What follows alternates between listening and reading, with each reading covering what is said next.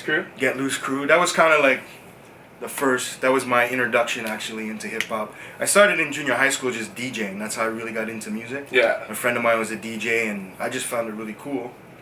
So I just watched what he did, and actually the first piece of equipment I bought was a mixer. Yeah. So I had a mixer, but I had no turntables and no record, right? But you got to start somewhere. Yeah. Right? So I had a mixer, and it was funny because a friend down the street, he had 2 turntables. No mixer? No mixer. Right? So I would lend him my mixer for a week, and then I would go there and hang out, and then he would lend me the turntables, and then he would come by me. And, and then it just progressed from there. Then, you buy your own turntables, and we started like, it was kind of like we were following the fashion in New York when hip-hop just started becoming popular and came across the border, right? Yeah. So there was a whole lot of like the guy that I started DJing with, we kind of would like have battles, right? So he was on the north side of the hood, I was on the south side of the hood, and then we were friends, but we would just like battle each other and see whose mixes were better, and things like that, right? You're using the same setup too. Using the same setup, right? And so that's kind of how I got started. Then I started DJing like my junior high school dances, and then I think with hip hop the natural progression is like if you're a DJ, you start getting into production. Yeah. Right? So that's kind of what it was. So then I started buying like samplers and production equipment, and I just started producing beats and looping beats and doing things for like the guys in the hood around the way. Yeah. And then I formed a group with 2 friends of mine called the Get Loose Crew. And it was actually a play off the Get Fresh Crew, Dougie Fresh, and the Get Fresh Crew. Okay. So we even had 2 DJs because Dougie Fresh had 2 DJs. Yeah. Right. So there was 2 DJs. Kind of like the T-Dot. Yeah, exactly. The T-Dot version. Yeah. Because again, that's what it was. We were just copying shit that we saw coming out of the States. Yeah. Right. And then trying to like, we could do this too. Right. So yeah, so we had 2 DJs, and we started with 1 MC, and then we added another MC to the group. And I produced and recorded the record. It was like an EP, 4 songs. Yeah. And, we didn't know what we were doing. We just said, let's make a record. Right? So we did. We made the beats. Went to some studio up in North York and recorded it. Pressed vinyl. Right?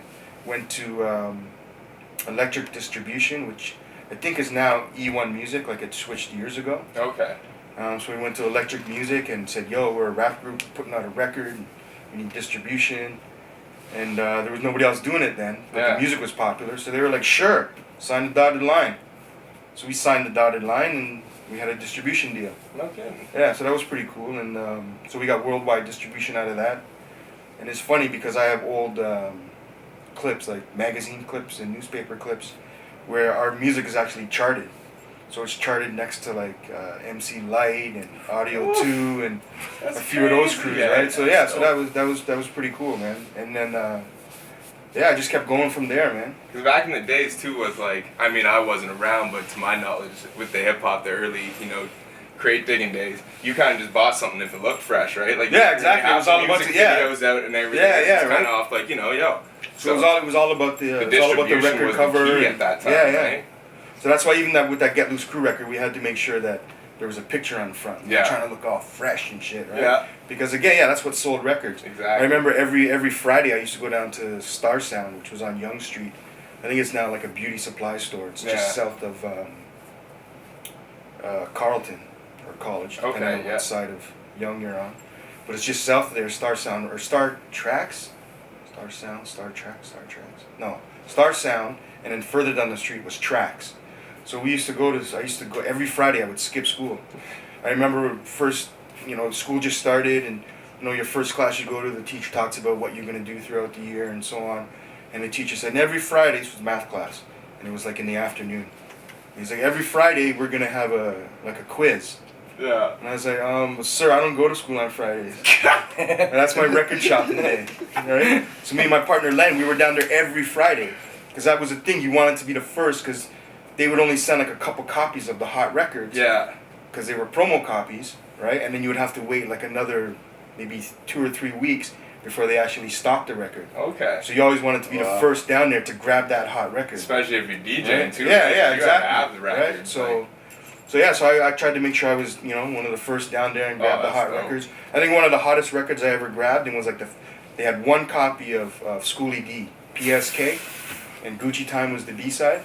Really? Yeah, so I walked in the store and I went back to the DJ booth and I said, so what do you got that's new? And he's like, yo, we got this PSK record that just came in.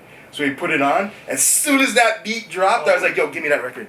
Give me that record. Holy shit. So I was like, I had that record for about a month before anybody else had it. That's so, crazy, yeah, so bro. that was pretty dope. That's How crazy. many record stores were around back then? Even There was, well, we frequent, there was two on Yonge Street, so there was Star Sound and then Tracks. Okay. So those were the two major stores. Yeah. You could go to like, I think it was called A&M Records. I remember hearing stories about people having to travel down to Buffalo to get like the. Yeah, well, that was the thing, right? You'd go to Buffalo. Like I even did that trip too. Like you go to Yeah. Buffalo to the record stores, and then you'd buy the records there, right? And For the then, U.S. artists, right? Yeah. Yeah. And then hopefully, you know, you don't get bite at the border and have to pay duty and all that shit, Oh yeah. right?